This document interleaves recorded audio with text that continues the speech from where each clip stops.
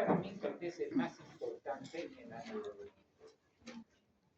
El tema que vamos a charlar hoy día un poco se trata de epilepsia. Gran tema.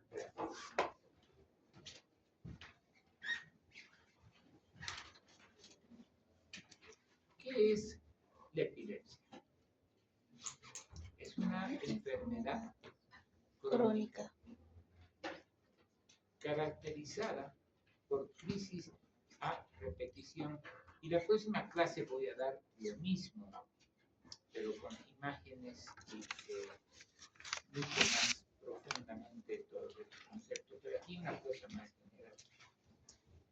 Crisis a repetición o la presencia de una crisis que pueda repetirse en un 60% de probabilidades y que ésta sea comprobada por algo, sea un electro, sea una imagen, o sea la clínica misma. Pero debemos comenzar explicándoles qué es una convulsión, básicamente. Si bien el término convulsión estamos tratando de apartarlo de la práctica clínica, porque convulsión nos explica solamente una modalidad de reacción del cerebro ante cualquier agresión. Punto. Es una modalidad de reacción. Puede ser múltiples causas. Puede ser una enfermedad, epilepsia. Puede ser un traumatismo craneal. Puede ser el consumo de alcohol. Puede ser una hipoglicemia, una hiponatremia. O sea, son cientos de causas. Ya, entonces a esas en general, cuando es la primera vez que presenta estar en un paciente por primera vez, le llamamos eso, convulsión. Ahora, ya no hay el síndrome convulsivo, un montón de cosas que nos dan, sino ahora decimos el síndrome, llamamos crisis epiléptica a ese síndrome convulsivo. Y convulsión lo guardamos solamente cuando llega un paciente diabético con una crisis, ahí le llamamos convulsión, ¿de acuerdo? Pero la presencia de una crisis epiléptica, de esta convulsión, nos obliga como médicos, y a ustedes aún más como médicos generales, a buscar la causa, hacer una búsqueda pero terrible, profunda y sin fallar de la causa. La palabra epilepsia es muy antigua, ¿ya? Básicamente viene de una palabra griega, epilembaum, que ha sido traducida como ataque, ser poseído, muchas posibilidades, y van a encontrar otros cientos más de posibilidades. La expresión, la crisis epiléptica, lo que antiguamente se llamaba convulsión, puede expresarse a través de movimientos, de alteraciones de tipo psicológica, de mezcla de ambas, o de muchas otras posibilidades. Ahora, esto es un principio antiguo, que debo decirlo. No toda epilepsia se traduce en crisis epiléptica en una llamada convulsión. Lo que les muestro en práctica. Los que no han hecho en práctica me van a ver que tengo una crisis. ¿Lo ven? Los que están en clases me han visto tener una crisis epiléptica. Y ahí no he tenido botarme al piso, sacudirme, morderme la lengua, hacerme pis. No. ¿Sí? Entonces, no toda epilepsia se traduce en esa llamativa convulsión. ¿Sí? Uno. Y dos. No toda convulsión debemos decir que es epilepsia. Por ejemplo, un paciente en hipoglicemia puede tener una crisis generalizada tónico-clónica, pero no es epilepsia, es simplemente una convulsión por una hiponatremia. ¿Se entendió? No toda epilepsia se traduce en convulsión, y toda convulsión es una epilepsia. ¿Estamos? Concepto claro. ¿Qué es una crisis epiléptica? ¿Cómo se la define actualmente? Como una descarga neuronal excesiva de una población hiperexcitada, que está dada por una crisis cerebral. ¿Qué es una crisis cerebral? Todo ataque al sistema nervioso central, sea un golpe, sea una enfermedad, sea una hipoglicemia, sea una hiponatremia. Y este ataque cerebral puede ser nuevo o puede ser un hecho crónico, una epilepsia. Las crisis epilépticas se caracterizan, tienen además algunos conceptos que hay que conocer. Son crisis paroxísticas, aparecen justamente. De gran duración, aparentemente no, desde que hay descritas crisis psicomotoras o las vocales, que ahora se dice, que han durado horas, pero tienen una limitación en tiempo, no pueden ser indefinidas. Cuando se mantienen por mucho tiempo, cambian de nombre a estado epiléptico. Y otra característica que es muy importante es que todas las crisis tienen que ser idénticas. El que conocemos historia clínica, les solicito, les exijo que si el paciente tuvo 40 crisis, hay que explicar las 40 crisis como fueron. Este concepto es muy antiguo. Y recién vi en el Congreso del año 2000 en Buenos Aires, vi cómo discutía, y algunos decían, pero tenemos crisis de otro tipo, y hay que pensar en una posibilidad. Que un paciente, porque la epilepsia, la crisis epiléptica nace de un lugar del cerebro. Y decían, no habrá dos lugares del cerebro que puedan excitarse y provocar una crisis y esta al otro tiempo. Por lo tanto, se habló de, es posible, y eso ya está ratificado prácticamente, que exista más de un foco, de un lugar de inicio de las crisis epilépticas. Por lo tanto, puede haber más de una variación en las crisis. Pero hay que relatar si tuvo 50 crisis, las 50, y vamos a ir viendo si tuvo un foco o si no es más que 2 focos o 3, ¿de acuerdo? Son conceptos que hay que más o menos tener claro. De que es importante hacer todo. Las epilepsias son las enfermedades. Ahora, con lo que el tiempo nos ha dado es la aparición, ya desde hace casi 100 años, de otros tipos de cuadros epilépticos, que son los famosos síndromes epilépticos. Los síndromes epilépticos, que son enfermedades, que son cuadros clínicos que tienen diferentes factores. La etiología, el tipo de crisis, la edad, la severidad de la crisis, muchos otros factores que se suman y son elementos para hacernos un síndrome epiléptico. Ya, por ejemplo, los que han estado el otro día en la charla, un síndrome de diabetes, ¿sí? Un síndrome de Lennox-Gastaut. Ya. Y así en la infancia, como les he dicho en prácticas, en infancia debe haber como 500 síndromes epilépticos. ¿Ya? Hay unos donde simplemente el paciente tiene una crisis una vez en su vida, pero su cerebrito ha tenido una serie de características y no ha dado un un cuadro clínico, una característica suficiente.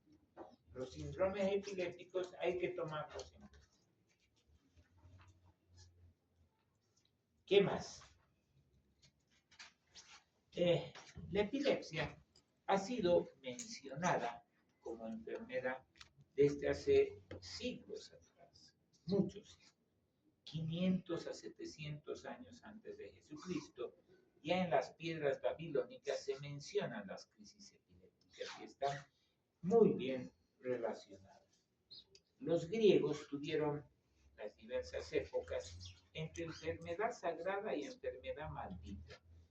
Por ejemplo, se decía que los oráculos, aquellas personas que interpretaban el sueño y nos decían qué cosa era lo que iba a pasar en la vida, pueden haber sido personas con crisis epilépticas que sufrían la crisis y explicaban lo que había pasado, ya sagradas, pero también malditas porque en algunos lugares, por ejemplo, los espartanos, un niño con crisis al mar, porque no aceptaban que tengan enfermedad. Ahora, Hipócrates, 450 años antes de Cristo, es el primero que nos focaliza, dice el humor negro, se focaliza, creo que es el humor negro, en la presentación está más explícito lo que ha dicho, se localiza en el encéfalo. Por lo tanto, ya dice, es el encéfalo de donde viene, la cabecita de donde viene la crisis epiléptica. Los romanos también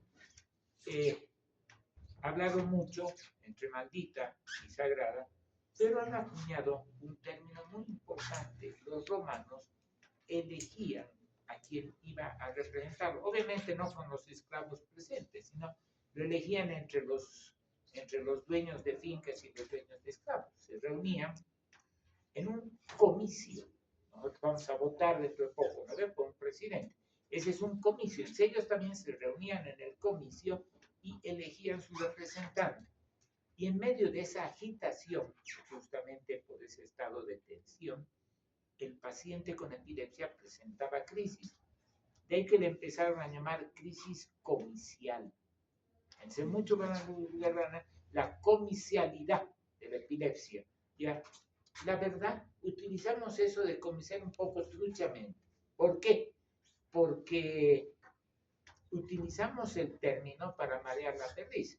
Estás en tu consultorio y viene un cuatacho con su hijo o su hijita que ha tenido una crisis y, hermano, por favor, no me digas que es epilepsia. Y como no somos malas y tiene epilepsia, no puedes, ¿no ves? Entonces dicen, no te preocupes, es una crisis comicial. Ya nos sirve un poco para papear o en el electro, se distingue una crisis porque se rompe el ritmo, es una disritmia. No te preocupes, es una disritmia. Pero todos son sinónimos de epilepsia, que utilizamos un poco para salir del paso. ¿Estamos?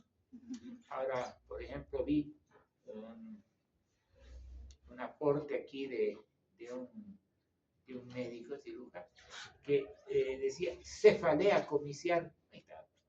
Ya, eso es un invento de alguien que no sabe dónde viene el término. ¿No? En la Biblia, si ustedes leen, en Marcos 9, si mal no recuerdo, nuestro Señor Jesucristo ve a un joven que cae y se acerca y, según la Biblia, expulsa al demonio y se levanta y se va. Pero le da unos consejos brillantes.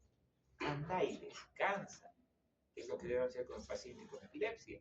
Pedirle que descanse, que su cerebro entre en reposo, que descanse. ¿Estamos? Pero son pequeñas cositas que hay que ir pensando y acordando. Parré, en el siglo XVI-XVII, fue el primero que utilizó la palabra así, epilepsia como tal. Esa sorpresa. Ahora, un concepto que todavía tienen algunos médicos, especial antiguos, es que la epilepsia es igual a retardo mental. La persona con epilepsia que va a tener retardo mental. ¿Ya?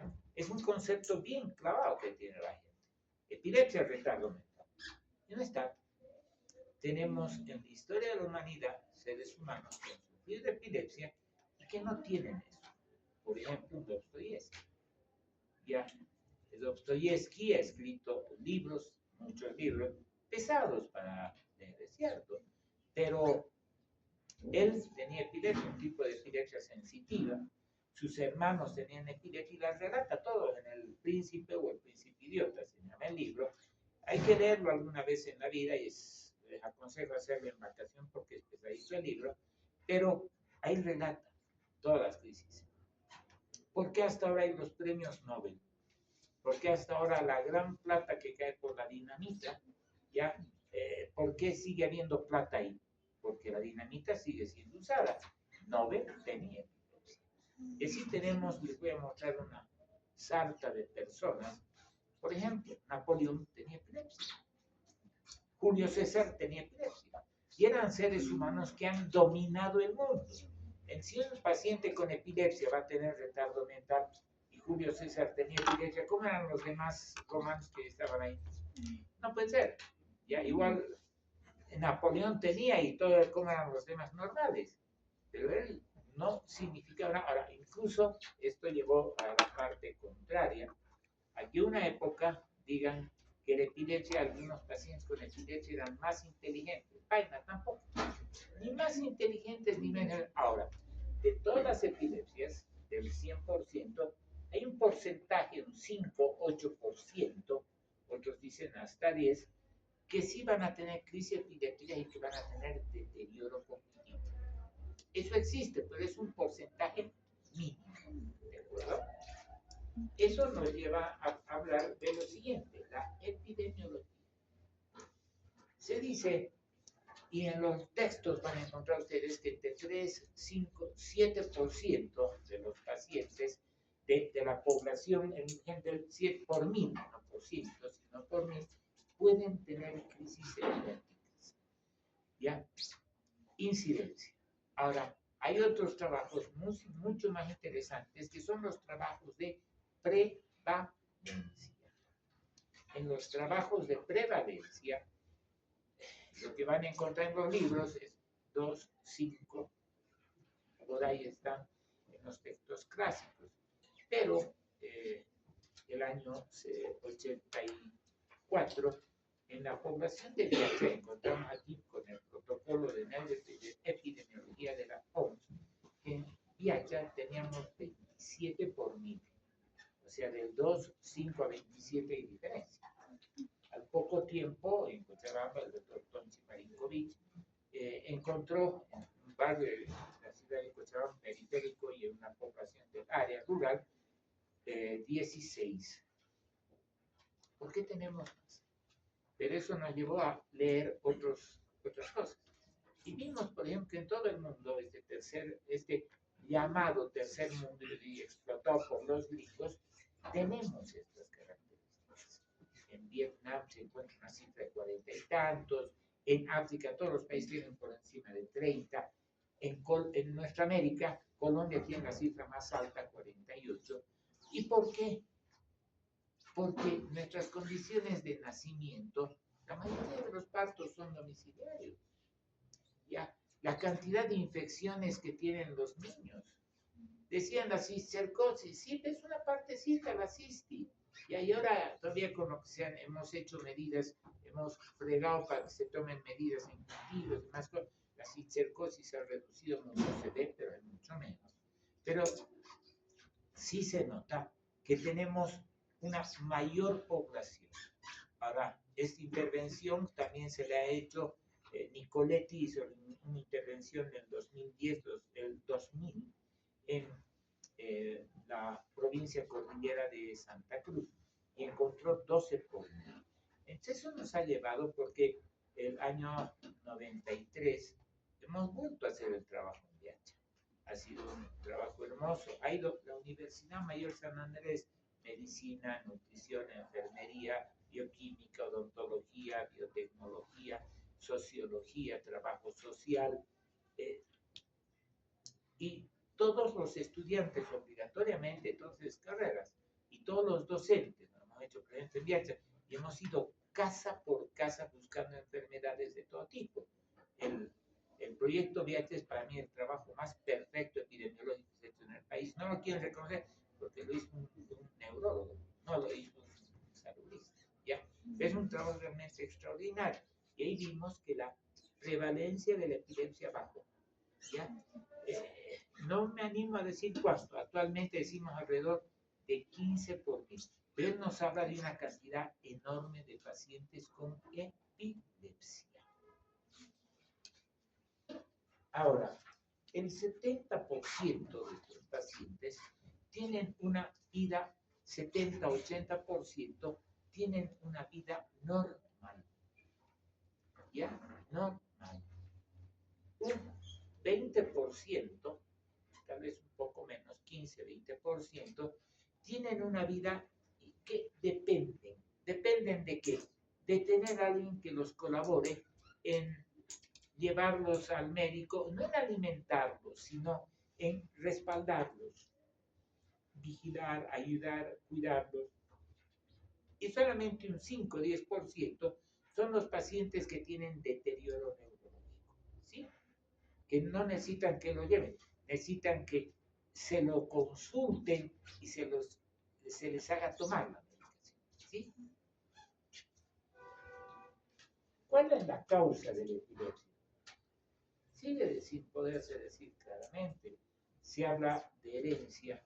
Es verdad, hay familias que tienen más frecuencia. Hay un texto antiquísimo. He tenido la suerte de tener un profesor de la facultad. Su hijo es ginecólogo, es el jefe actualmente del departamento de medicina, es de la cátedra de patología de medicina legal, que van a llevar el próximo año, si no me equivoco, ¿ven? Medicina legal. Ya, su papá, el doctor Rolando Constantius, era neurólogo y me dio unos textos en francés antiquísimos. Entonces uno puede leer ciertas cosas, pero realmente, pues, bellísimas, ¿ya? Y lo pico volver francés de esto, ¿ya? Y ahí se ve, por ejemplo, que antes se decía que había una enorme herencia. Se decía 2 padres epilépticos, hijo epiléptico. No es tan real. Se decía papá epiléptico, un 40% que tenga, mamá epiléptica, un 60%. Mentira. ¿Sí? Ahora que se ve familias que tienen, sí, pero siempre habrá que preguntar. No es algo concreto. Lo que sí más conocemos es que en base de una lesión encefálica, sea una lesión durante el parto, sea una lesión en cualquier momento de la vida, es lo que nos va a dar prácticamente el problema. Ya una anoxia, ya, o sea, algo, una lesión que ocasione una anormalidad en el funcionamiento de la neurona. Si nos ponemos a ver así las causas, van a ver que tienen las genéticas. Entre las genéticas, por ejemplo, tenemos la homocistinemia o homocistinuria. Personas que por consumir demasiados aminoácidos cistina van a presentar crisis por acúmulo de estas. ¿Ya? Ahora, esto es chistoso, ¿no? Tenemos pacientes así que tienen este tipo de cuadros que se caracterizan por una luxación del cristalino, además de las crisis epilépticas. Les dan tratamiento contra la epilepsia y no me sirve, porque hay una causa que está ocasionando. Descubrimos la causa, viene a la consulta, tiene luxación, tiene crisis. Hacemos los exámenes, le quitan los medicamentos y les quitamos las proteínas donde va a haber la cistina y se cura. Ya. Entonces hay que saber qué proceso nos está viendo. Cuando vean una crisis, no logren encontrar el origen, mándennos, para eso estamos nosotros.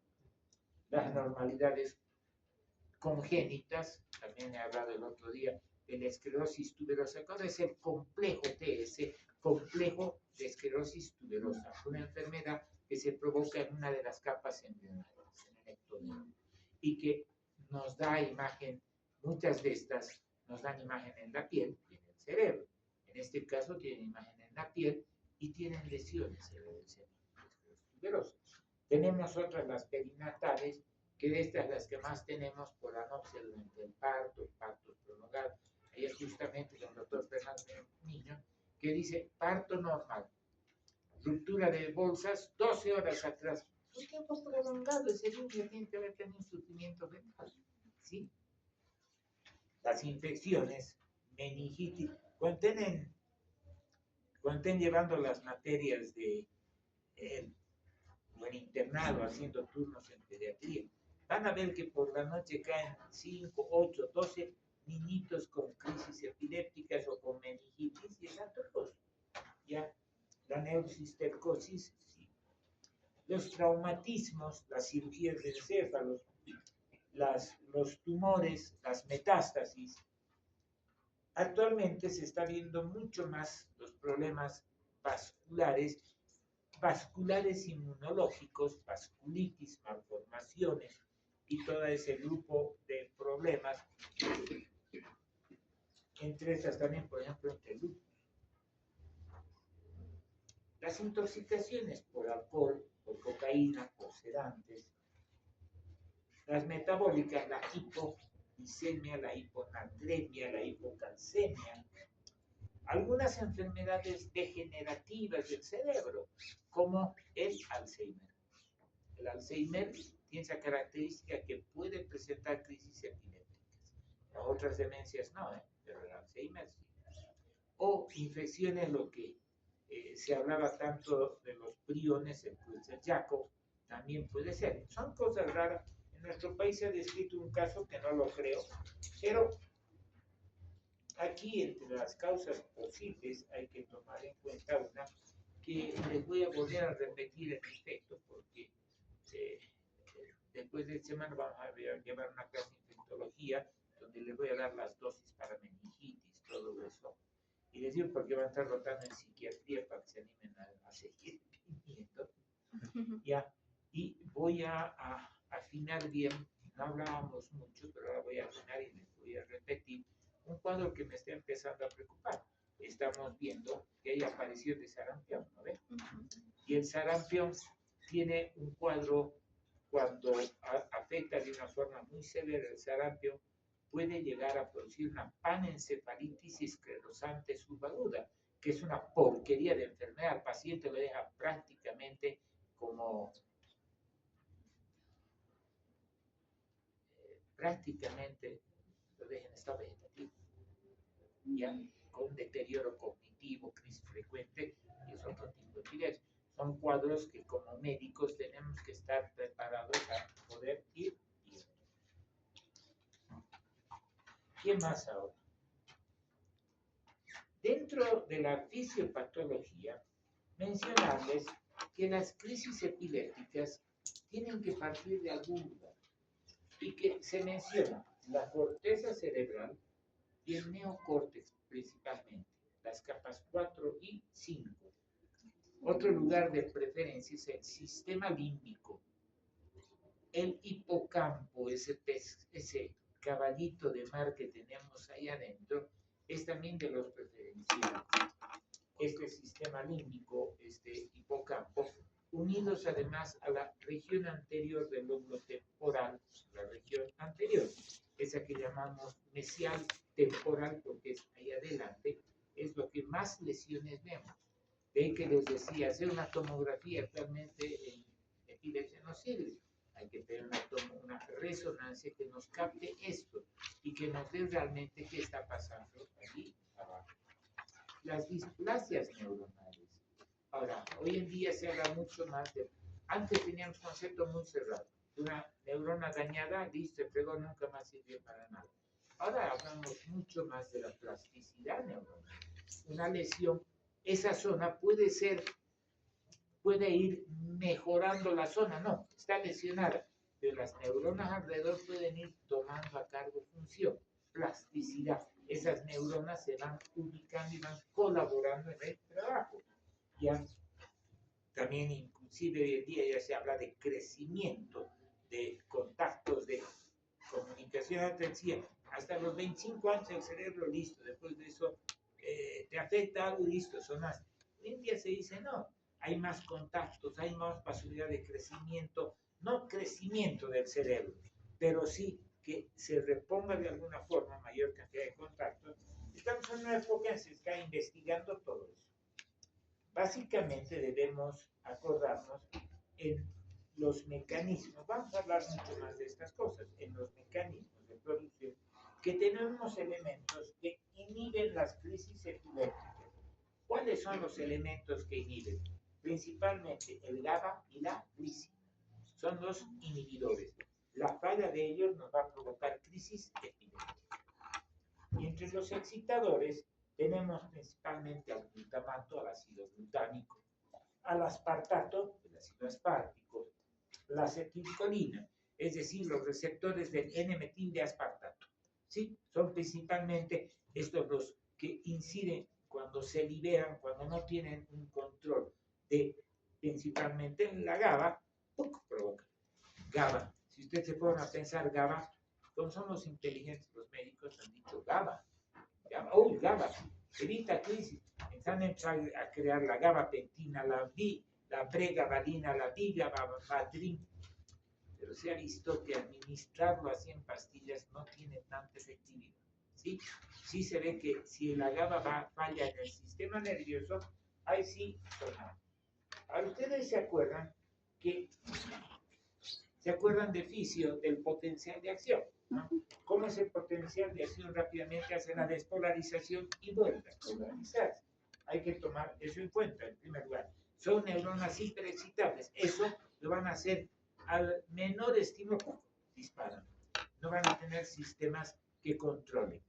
Uno. Y dos, un mecanismo es este, en la neurona, pero también tenemos otro mecanismo que colabora mucho. Es en la sinapsis, los neurotransmisores, con justamente lo que estamos hablando, glutamato, que cuando el glutamato puede actuar, conduce fácilmente y una crisis se va a hacer mucho más fácil que aparezca. ¿Ya? La despolarización y la falla del GABA básicamente nos pueden provocar crisis epilépticas mucho más frecuentemente. Ahora, hay que tomar en cuenta que en la epilepsia debemos tener, en primer lugar, las neuronas de la corteza subcorticales y también se habla de límbico, hipocampo, y ahora se está hablando mucho de las neuronas de la parte alta del tronco. También aparentemente serían muy fácilmente excitables. De que cualquier neurona, por cualquier problema, sea fácilmente desinhibida. Se necesita algo más, porque una sola neurona que descargue no va a hacer nada. Se necesita conexiones multisinápticas. Y que estas conexiones multisinápticas, porque una que se despolarice ahora, otra mañana, en 5 días, otra, no van a causar mucho. Pero cuando se sincronizan, tenemos una crisis. La descarga, esa descarga de sincronización, que puede ser pequeñita y no ocasionar nada. Y aquí viene un fenómeno que se describió ayer en los años 80, 90, que es el fenómeno Kindling. Y el fenómeno Kindling nos habla del encendido, de la repetición. En un congreso vi que alguien decía, para que se acuerde toda la vida, ¿qué es el Kindling? La constante gota de agua labra la piedra. La constante desinhibición y fregar de un foquito ocasiona que todos los sistemas de resistencia se vayan agotando, se vayan causando, y llegado un momento, van a provocar una crisis epiléptica, el encendido repetitivo. La neurona epiléptica debe tener algunas características. Es una neurona que tiene un aumento en la excitabilidad eléctrica. Es una neurona que una vez que ha sido excitada, una vez que ha sido provocada, que se ha despolarizado, va a mantener esta posibilidad de una descarga paroxística por más tiempo. Va a ser hiperpolarizable, una hiperpolarización. También aquí ayuda la glia, que la glia en cierta forma ayuda a controlar. Tiene que haber una desinhibición glial, alteración del GABA, disminución del funcionamiento del GABA, aumento del glutamato, y básicamente hablar de que hay circuitos excitatorios positivos, circuitos que por el glutamato van a ser circuitos excitatorios positivos, pero también mediante el GABA, el glutamato excita, el GABA frena, va a haber circuitos inhibitorios permanentes o negativos. Actualmente se está viendo que la neurona tiene mucho que ver. Ya las descargas por alteración en los canales de sodio, de cloro, de calcio, de potasio, se ven cada vez más importantes. Y esto está llevando a que los medicamentos mismos vayamos viendo qué características tienen. Esta carbamazepina bloquea canales de esto, estamos viendo esas posibilidades para funcionamiento. Igualmente, se está estudiando mucho la alteración en los receptores de los neurotransmisores, el GABA, y los canales de cloro que se relacionan entre ellos para el funcionamiento. Y la captación de cationes del ácido nicotínico como una posibilidad de excitación también de la neurona.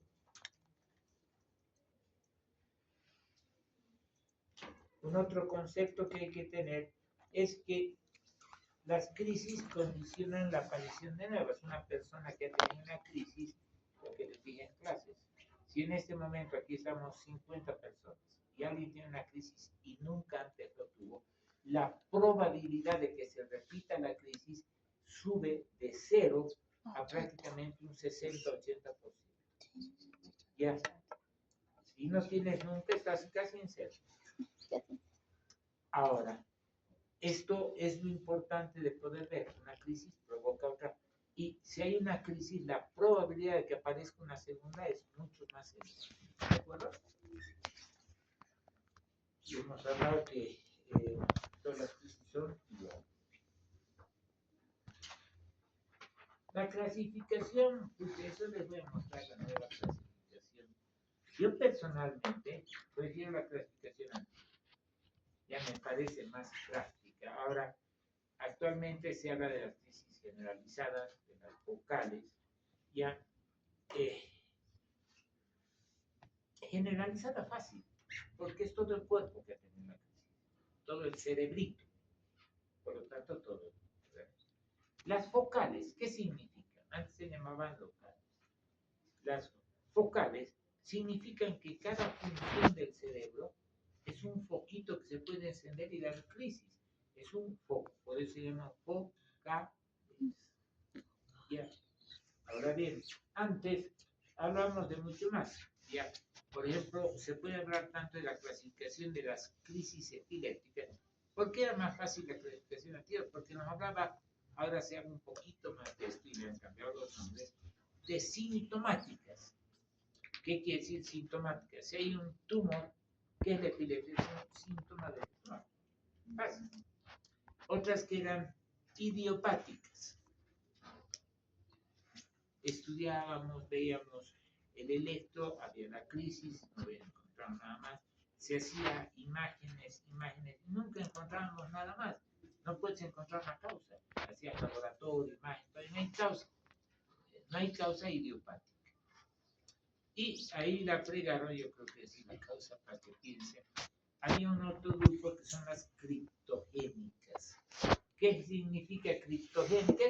Esto es más historia porque ya no se utiliza esto. ¿Ya? Las criptogénicas, ¿qué son? Caray, aquí no hay nada, pero debe haber algo. No hay nada, pero debe haber algo.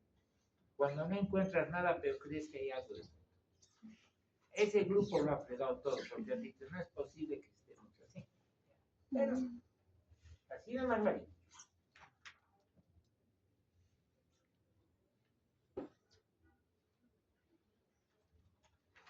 Las crisis, ya la misma crisis epiléptica, puede ser focal, o antes se decía local, y que sean simples, complejas o con generalización secundaria.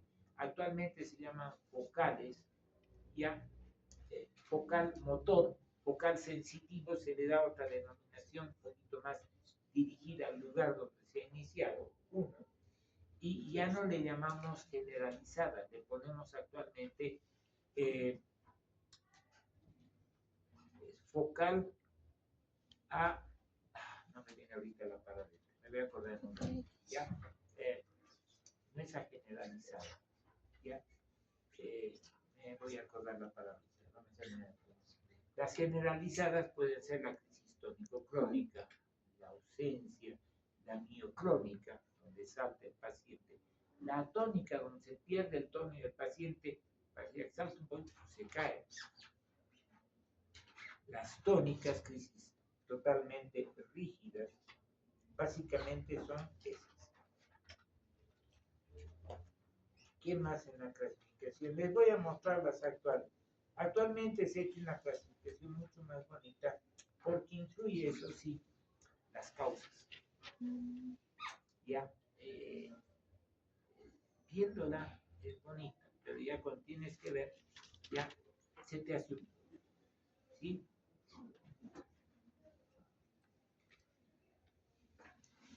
Los diagnósticos diferenciales son cientos.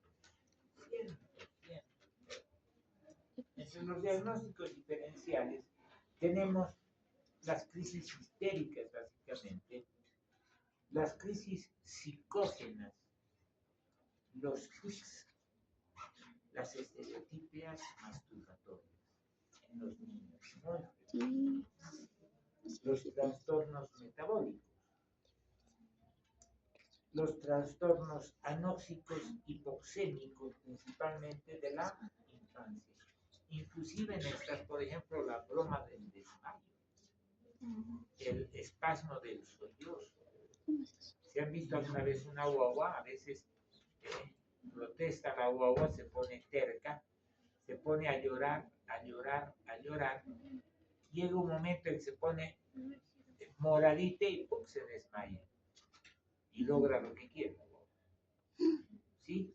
Han debido ver. Sí. Hay hartas damas, hartos caballeros que van a ser papás y van a tener eso. En esos casos, eso no es epilepsia. Ya, lo que se debe hacer tratamiento a veces al papá o a la mamá, que sepa cuidar bien a su guagua. Ya, es verdad. Ya. Pero también, inclusive hay niños que se enojan, van y se ponen de cabeza, con la cabeza colgada, pueden llegar a perder el conocimiento. ¿Sí? Pero esos son más problemas de conducta del niño. Tampoco de pegarlos, ¿no? Tampoco de pegar a las guaguas, sino de que la madre aprenda a controlar ese tipo de problemas. El espasmo del sollozo es muy conocido. Inclusive la broma del desmayo, ¿no? Que a veces no es broma. No me lo compres ese juguete y no voy a respirar más. Y llegan a desmayarse. Ya. Yo también así niños, o sea que no se crean, nadie hacerlo. No. Los síncopes, que vamos a ver las características, el accidente isquémico transitorio, la migraña, hay que diferenciarla, trastornos del sueño, como la cataplejía, la narcolepsia, los terrores nocturnos, el sonambulismo, la enuresis nocturna. ¿Saben qué es enuresis, no? Sí. Vos sabes, pues, esto. ¿Qué es enuresis? Hacerse pis. Hacerse pis en la noche. Ya. Entre los movimientos anormales, la poliacetosis, las crisis de Parkinson, porque a veces hay estatus parkinsoniano, las mioclonías, que confunden mucho entre epiléptica y parapiléptica, hay que saberlas diferenciar. La epiléptica es mucho más grande, la que es el movimiento normal es mucho más pequeñita, es como un saltito, pero no tiene un componente más grande, los temblores, la amnesia global, drops attacks, o sea, los ataques de caída, el vértigo paroxístico. ¿Qué hacer ante un paciente con epilepsia? Lo primero que debemos hacer es hacer un examen clínico completo, hacer una historia clínica de excelencia. Acordarse, las prácticas, voy a hablar con todos los grupos, la fase tónica 20 a 30 segundos, la fase clónica 2-3 minutos, otros dicen 1 a 2, pero digamos 3, más 1 minuto son 4. Si hay una crisis, 4 minutos está bien. Exagerando, 5. ¿Estamos? Pero 4 minutos. Después viene el sueño posictal, que es un reposo necesario para el cerebro. Por lo menos 20 minutos. Acuérdense de la relajación de esfínter y de la mordedura de lengua, que siempre hay que preguntar, no son obligatorios, pero nos pueden indicar que realmente ha habido una pérdida profunda de conocimiento.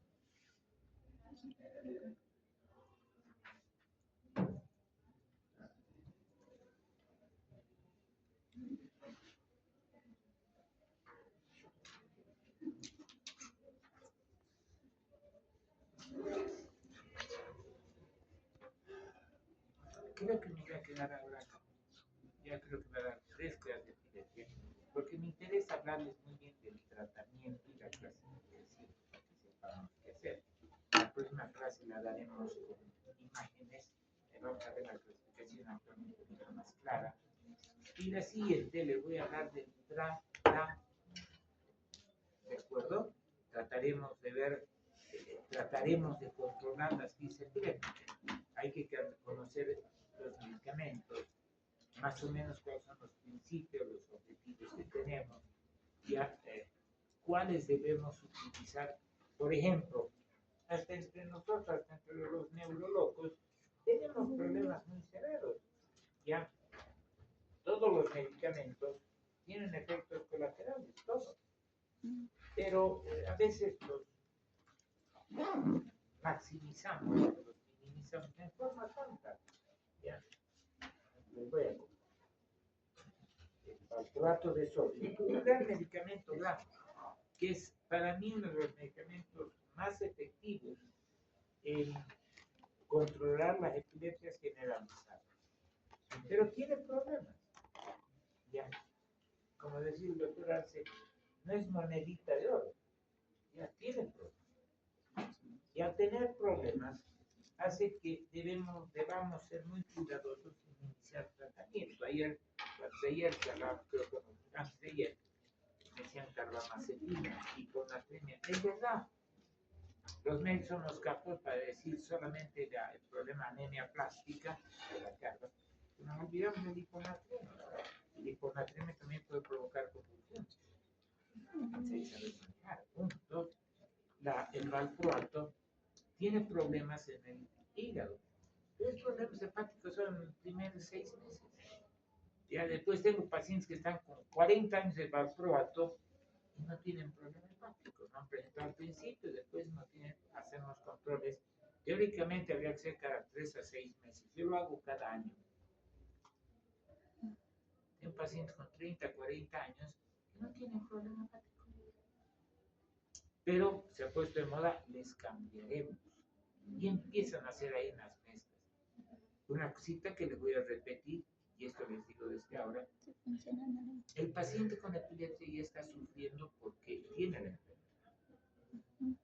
No quiere tener crisis. No creo que nadie, salvo que sean las crisis que Dostoyevsky refiere, he visto un paciente así en mi vida, que le gusta tener crisis. Ese ni va a tomar tratamiento. Pero después al pobre paciente epiléptico le prohíben todo hasta respirar. Y no es correcto. Las indicaciones tienen que ser 5 básicamente. ¿Cuáles? No bebidas alcohólicas. 2, dormir bien. 7 a 9 horas por día. 3, no tener infecciones. 4, la más fregada es esta 4. Estar tranquilos.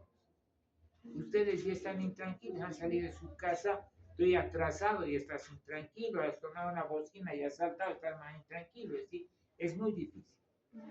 Y la quinta, que no olvide tomar su medicamento. La quinta, que no olvide tomar su medicamento. Con esas 5 indicaciones, el paciente va a estar bien. No hay que quitarle, no tomes café, no comas chocolate, no hagas esto, no respires, no vivas. El paciente está fregado con las crisis.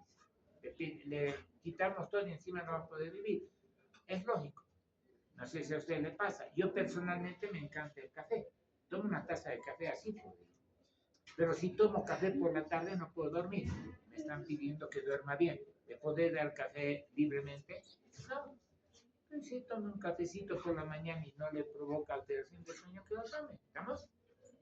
No tomen Coca-Cola. Bueno, en la Coca-Cola sí estoy de acuerdo porque es una porquería. Eso daña. Claro, tiene cocaína, tiene citatorio. Pero si un paciente quiere tomarse un poquito de Coca-Cola al día, el fin de semana consume, que nada. Tampoco hay que torturar al paciente. Ya la enfermedad es una tortura. Uno, y otra cosita que quiero que me entiendan, y que esta es una cosa que me está causando actualmente mucho dolor en la parte íntima. Las 5 cosas que les he dicho. No alcohol, dormir bien, no infecciones, estar tranquilo y tomar el medicamento. ¿Qué estamos haciendo los médicos actualmente? Usted tiene epilepsia. El mejor medicamento es el levetiracetam. Le hacen la receta así de letras. Además les van a dar un pasaje seguramente al que hace. Levetiracetam. De 500 miligramos 2 veces al día, después 1 gramo 3 veces al día. Qué felices, he hecho un gran tratamiento. El paciente después de un mes viene, mire, doctor Fortune, me han dado tal tratamiento. He podido comprar para 3 días porque es carísimo. Y no he tomado. ¿De quién es la culpa el paciente? ¿O del médico? El médico. Para mí del médico. Entonces es una cosa, para mí, falta de ética. Y esa es una cosa que no la hablamos en la facultad. La ética aquí no se habla. ¿Sí? Debemos ser éticos y no dar tratamientos que el paciente no puede. ¿Ya? Y eso a mí me revienta realmente, porque veo que yo creo la asociación de pacientes, y vienen los pacientes, doctor, voy a tomar una antihistaminina compuesta. Me han dicho que me va a hacer daño, es verdad, tiene problemas la fenitoína y el ferroarbital. Y me han dado levetiracetam, doctor, me han regalado para 2 días y me he podido comprar para los 4 días. He tomado los 6 días, no me ha dado crisis, pero después he vuelto a tener 6 crisis. ¿Está bien hacer eso tratamiento? No. Ya, esas son las cosas que yo quiero que ustedes aprendan. Usted ante un paciente, tal medicamento es tal vez el mejor, va a poder tomarlo. No, doctor, no tengo plata. Tendría que, para eso el médico, tiene que pensar que lo era, ¿de acuerdo? Por eso quiero darles una clase donde podamos hablar más específicamente del tratamiento. Me parece muy importante. ¿De acuerdo? Vámonos. Gracias, doctor.